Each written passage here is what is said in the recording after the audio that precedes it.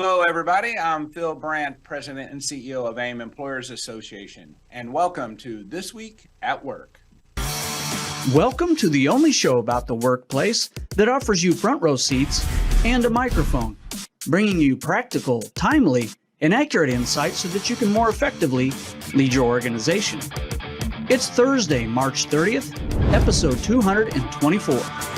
Today, Coach Donnie Campbell went from teaching math problems to solving paparazzi problems when award-winning actor Jason Sudeikis revealed on late-night TV that the lovable character Ted Lasso and his witty leadership style was inspired by his high school basketball coach, Coach Campbell. Campbell, our special guest and keynote speaker at the quickly approaching leadership conference, will touch on this whirlwind experience, share his thoughts on the important characteristics of good leaders, and reveal who inspired his success in the classroom, on the court, and in life. All this and more on This Week at Work.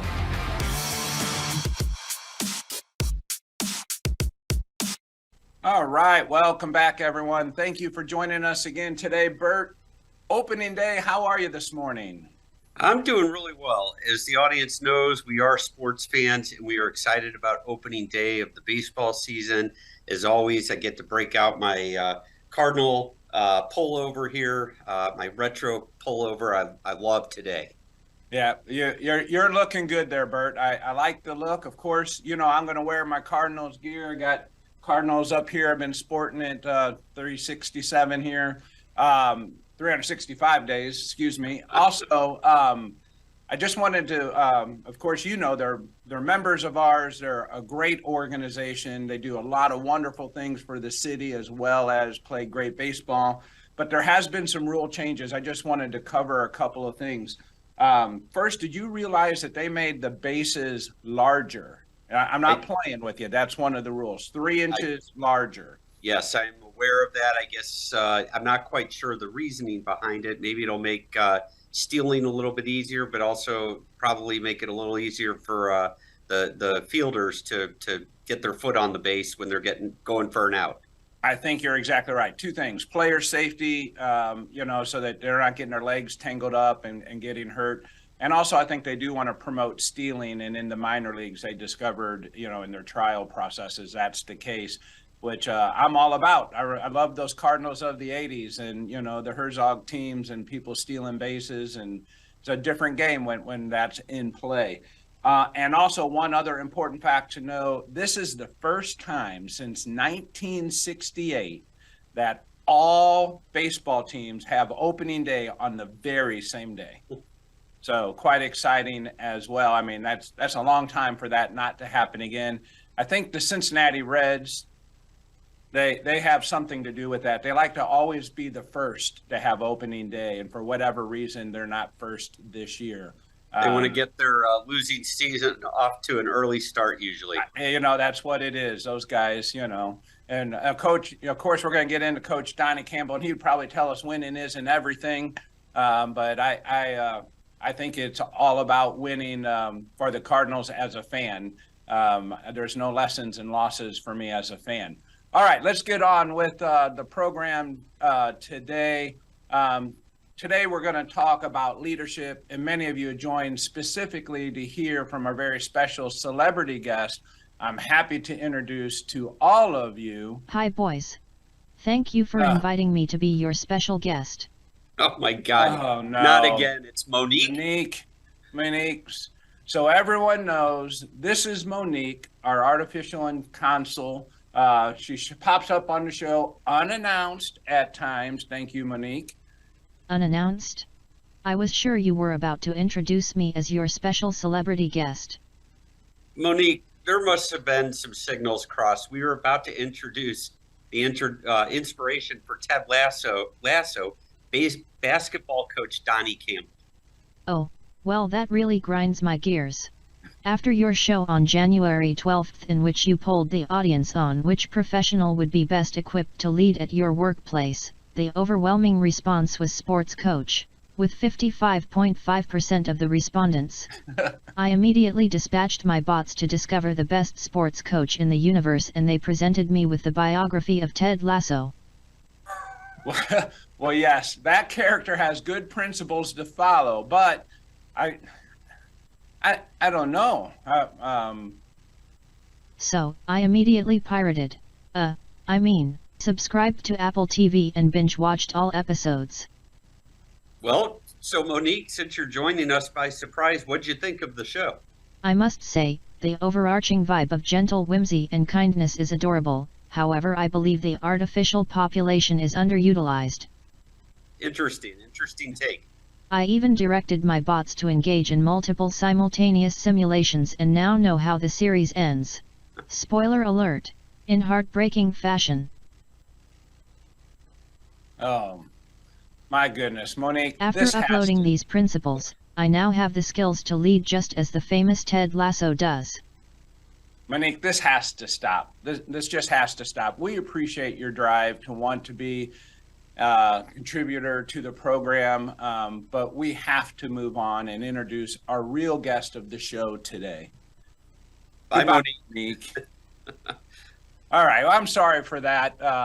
You had to sit through that, Donnie. Everyone give a warm and welcome Coach Campbell, who is the keynote speaker at this year's 9th Annual Leadership Conference on May 3rd, introducing Coach Donnie Campbell. Coach Campbell, welcome to the program.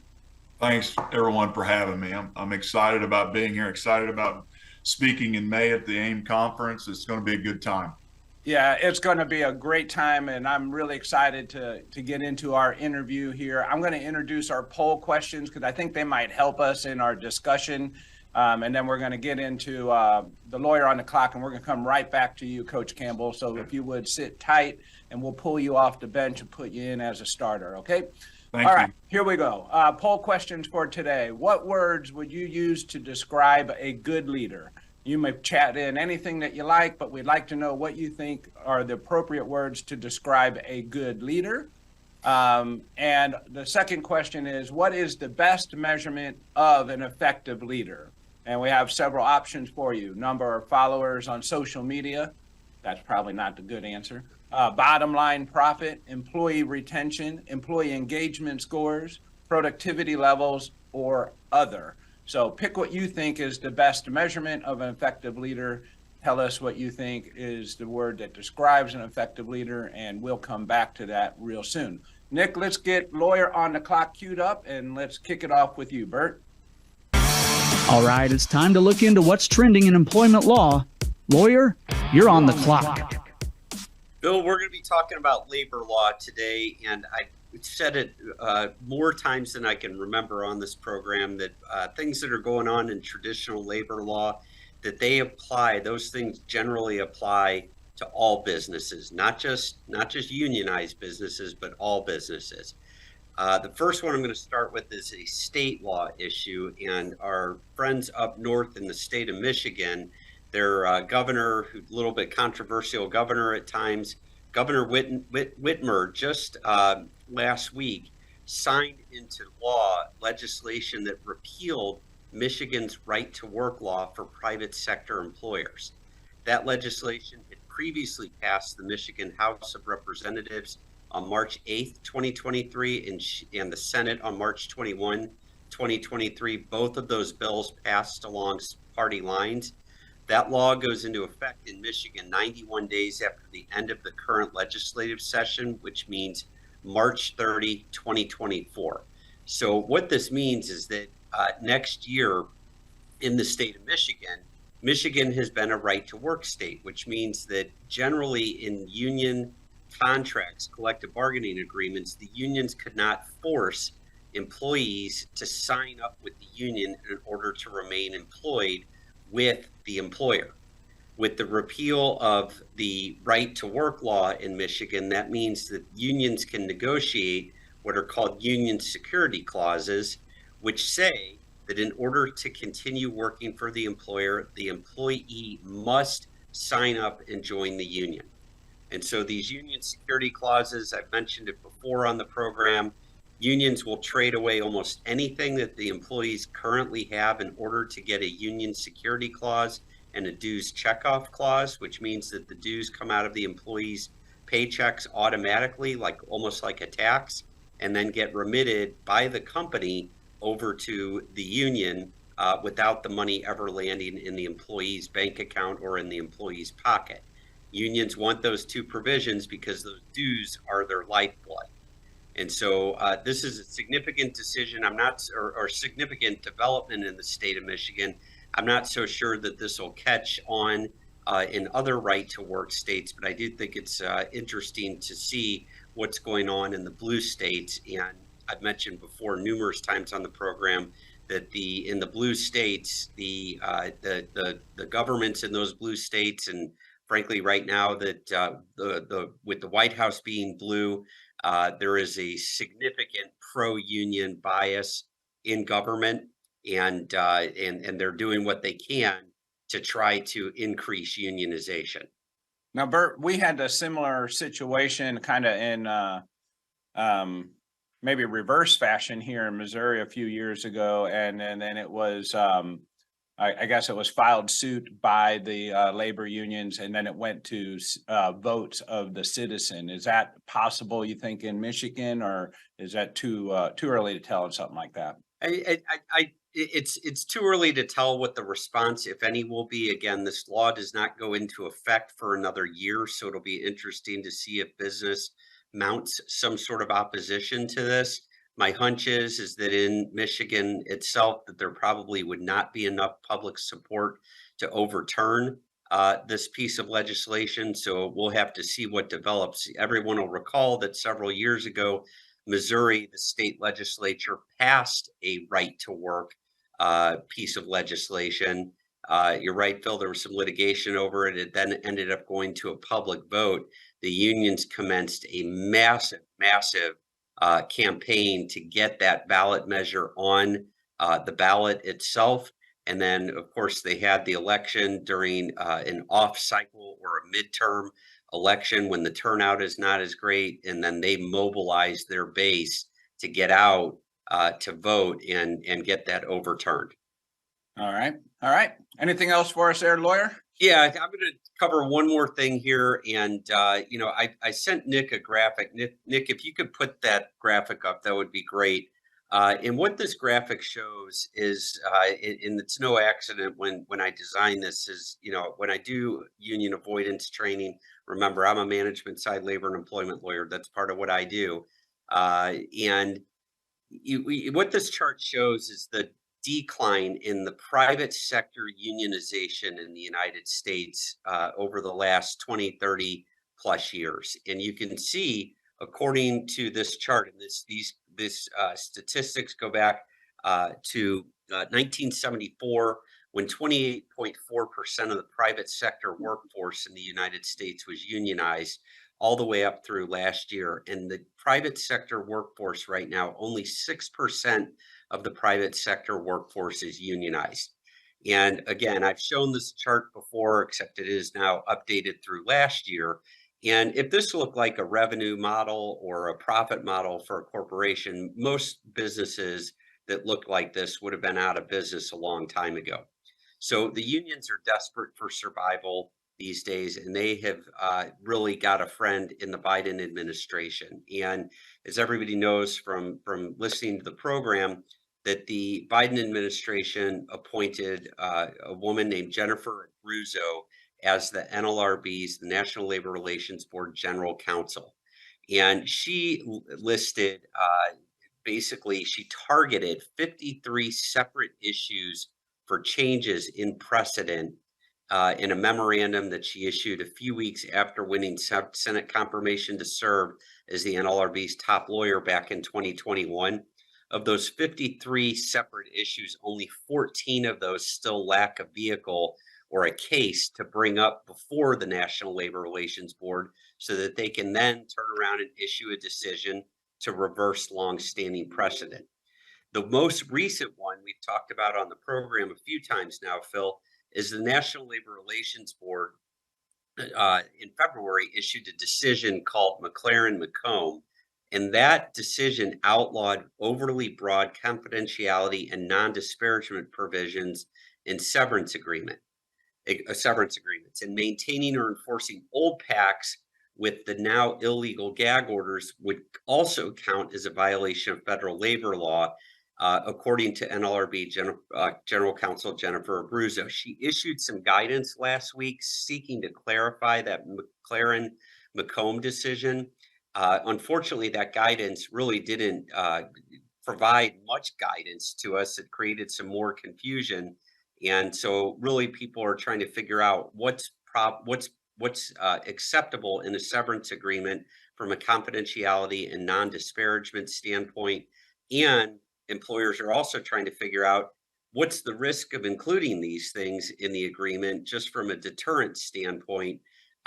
This is a case I mentioned before when we talked about this decision where I think bad facts make bad law. Keep in mind that the NLRB, these decisions are those of an administrative law judge and then an interpretation by their general counsel. This new ruling in McLaren-McComb still needs to be tested in the courts to see if these provisions truly are illegal under the National Labor Relations Act. So there's going to be more developments along these lines. I think the takeaway for employers is that anytime you're entering into a severance agreement, a separation agreement, and even possibly a settlement agreement of a dispute, you need to make sure that you are narrowly tailoring the confidentiality and non-disparagement provisions that show up in those agreements. Excellent. That's but at least we got an effort made for some guidance there. Maybe we'll dig into that in further episodes. Lawyer, thank you very much. You were on the clock, did a great job. Those are two very important developments we'll keep our eye on. Neither one is surprising at this point with what we've heard on the program as we go forward, or as we've heard in the past, and we said to be aware of things as we go forward. Let's get to our special guest, Mr. Donnie Campbell, Coach Campbell. Coach Campbell is the inspiration for the TV series Ted Lasso. And Coach Campbell will also be our keynote speaker at lunchtime at our leadership conference coming up on May 3rd. I can tell you with the little bit of interaction I've had with Coach Campbell, he has been a fantastic image of what I was hoping to meet after watching all the Ted Lasso series. I thought, okay, I got to meet this guy. What is he like? And so far, fantastic. So Donnie, welcome to the program. I got a few questions here. I'd like to kind of kick off first. And, most people do ask, you coached Jason Sudeikis when he was in high school. Can you just tell us a little bit about Jason and your interaction with him as a high school student athlete? First, again, thanks for having me, and very excited about the conference coming to St. Louis.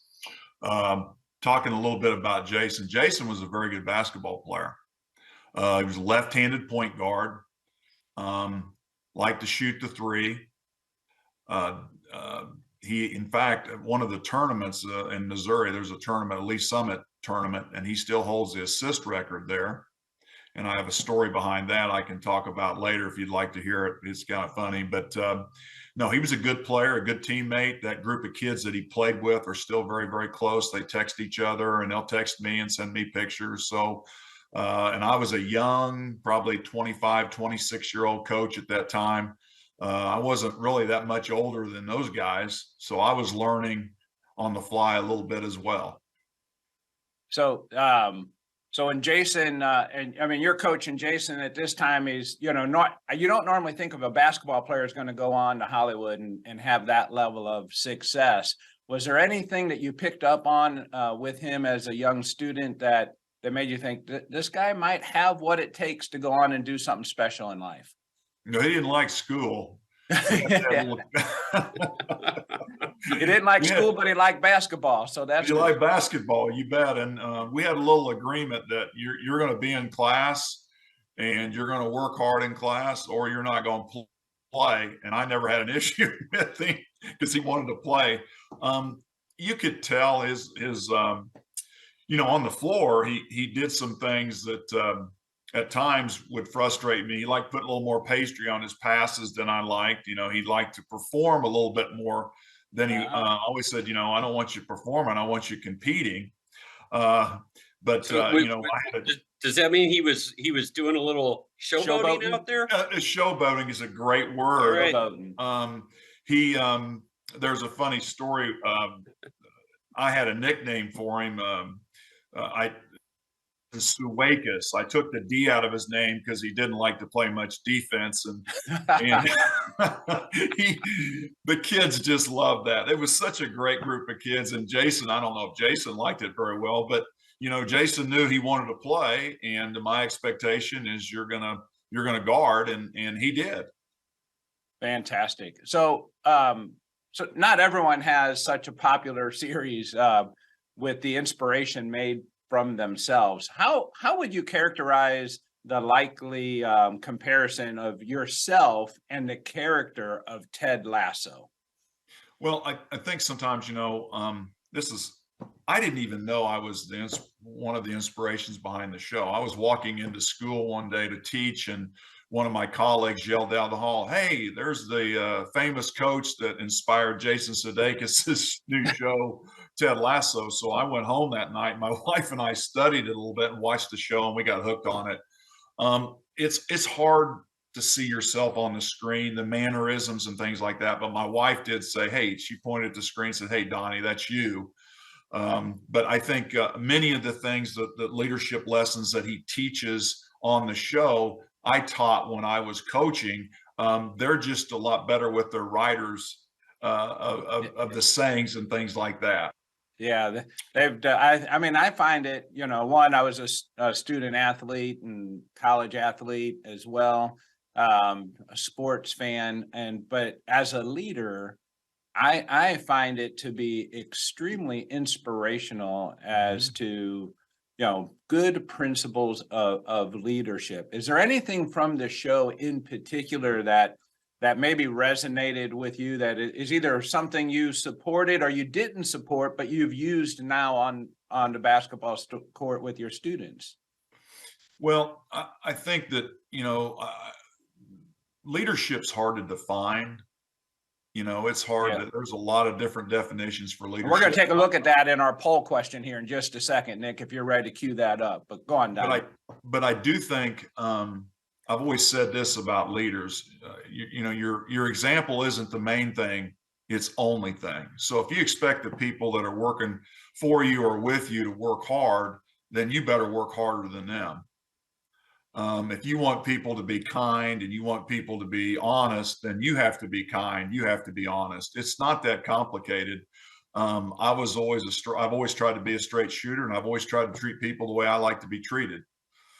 Yeah, Pretty simple rules. That's some simple rule. I remember our coach walking amongst us in practice on the football field, and we're sweating. We got all the gear. And back then, in the 80s, the coach could say, "You haven't earned any water yet. We're not having any water."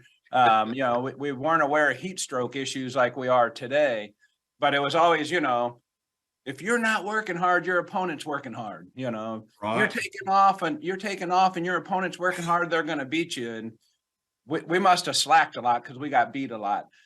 So I'm not sure what the case there is. Nick, can we take a look at our Wordle and see what are some of the key words that our listeners have said describes leadership to them? And Donnie, I don't know if you can see that, but I sure would like to kind of get your opinion on some of those words. I'm saying trustworthy, compassionate, empowering come up. Well, I think that you don't, I think trustworthy is huge. I think that you don't develop trust without honesty. I mean, I think you have to be honest with people. Compassionate, I think, especially with COVID now, I'm a teacher. We're coming out of COVID. People are still struggling. I have students that are coming off of COVID where they were at home the whole time. I think kids now are a couple years behind academically, a couple years behind of social. I think kids that are seniors are more like sophomores now. So I think you have to be compassionate. I think that's, can I just pause you right there Sure. for a minute? That's a very interesting thing to hear you say. And I've not been in conversation with any high school teachers since COVID.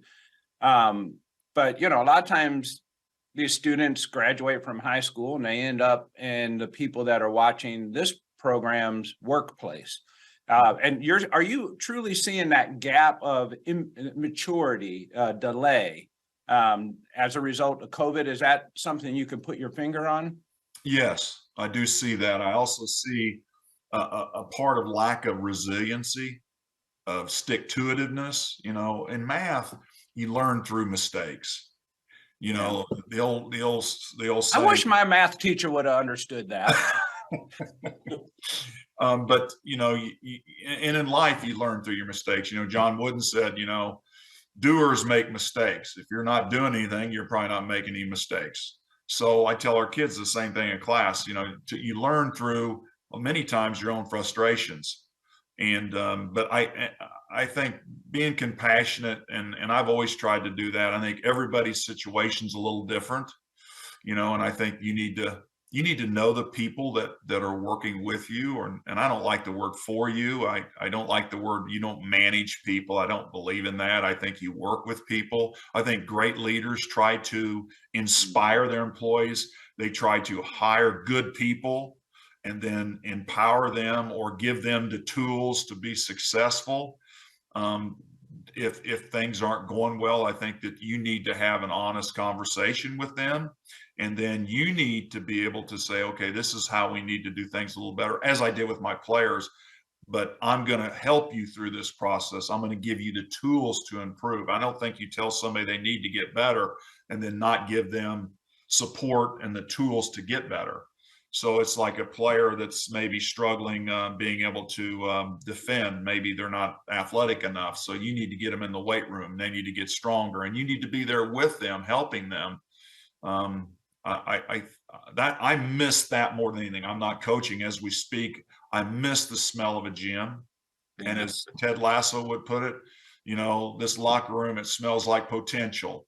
Yeah, that's I always loved the first day of practice because I've always felt like I was the smartest guy out there because we hadn't played any games yet. Yeah. That's a great way of looking at it. I miss taking a group of people, a group of kids, and seeing them improve from day one, each individually, and then that helps your team get better collectively. So Donnie, you gave a great piece of advice there, something that I've tried to teach my kids, just generally and through sports and coaching some of their teams, is that, you can't be afraid to fail. And if you're afraid to fail, you're never going to perform at the top level. You're never going to take chances. You're never going to take risks. And I think that flows through to all aspects of life. You can't be afraid to fail. It's going to happen. And I think kind of what you mentioned, attributing it to Coach Wooden, that, if you haven't failed, if you haven't gone out and tried your best and failed, you haven't tried hard enough. So I think that's great advice.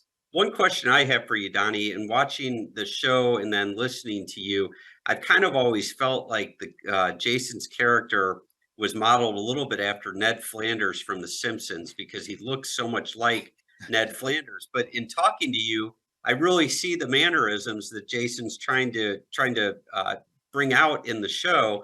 And I really, clearly he's trying to model his character after you. Did you ever have a mustache like Ned Flanders? Because I feel like there is still a little bit of Ned Flanders in Jason's character, Ted Lasso.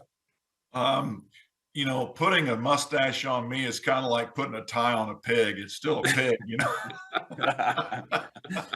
I've never had a mustache. Yeah. I think he got that from his dad. All right. Yeah, that's excellent. Nick, let's take another look at this other poll question that we had here, which is the best measurement for effective leadership.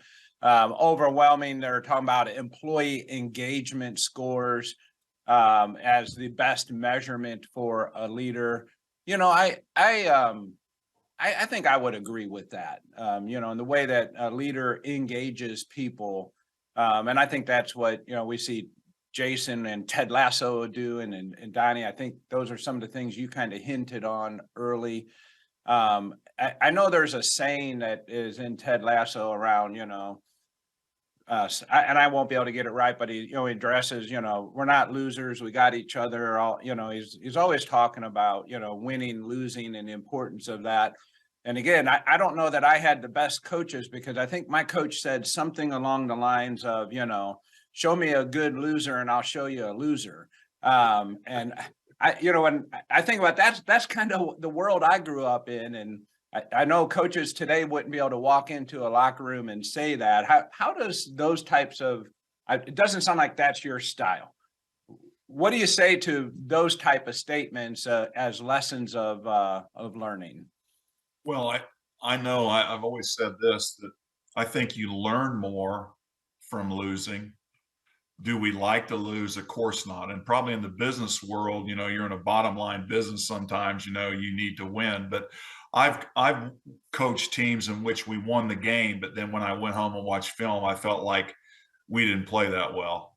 And then I've watched games where we lost, where when I went home and watched the film, I thought, our kids are really trying to do what I want. That team was just better than us. And I think you've got to judge, I've always felt like, that the same quote that I always said, and we had up in our locker room, I think you base success on, I think John Wooden's got a great definition for it. Success is peace of mind, which is direct result of doing your very best to become the best you are capable of becoming. So only in the morning when you look in the mirror, if you did your best. I mean, you can fool your coaches, you can fool your parents, but only, can you look in the mirror? I told her, I always say this to my kids. The kids said the other day, said, Coach, why are you always so happy? I said, every morning I wake up, I look in the mirror and I just start laughing. Yeah. And, kids love that kind of stuff. But I've always told kids, I'm going to bring juice to practice. And what I mean by juice is I'm going to bring energy.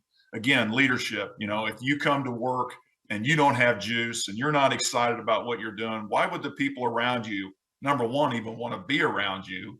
And I think that engagement it starts with they have trust in you and that you value them and you value their opinion. I think that is so important. People need to feel valued. They need to feel that what they're doing. With this virtual, much virtual hiring and that, people still need to hear, gosh, dang, you're doing a great job. Keep it up. So proud of you. Pat on the back or whatever. I don't think we do enough of that. I think that's so important with the people that you're working with. Man, you're good at what you do.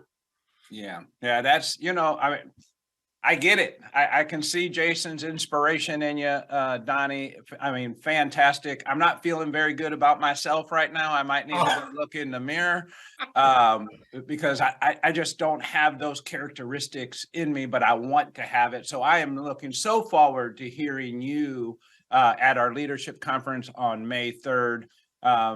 I got to tell you, one of the most exciting guests I think we've ever had on the program. And we've had some fantastic program guests, particularly at our leadership conference.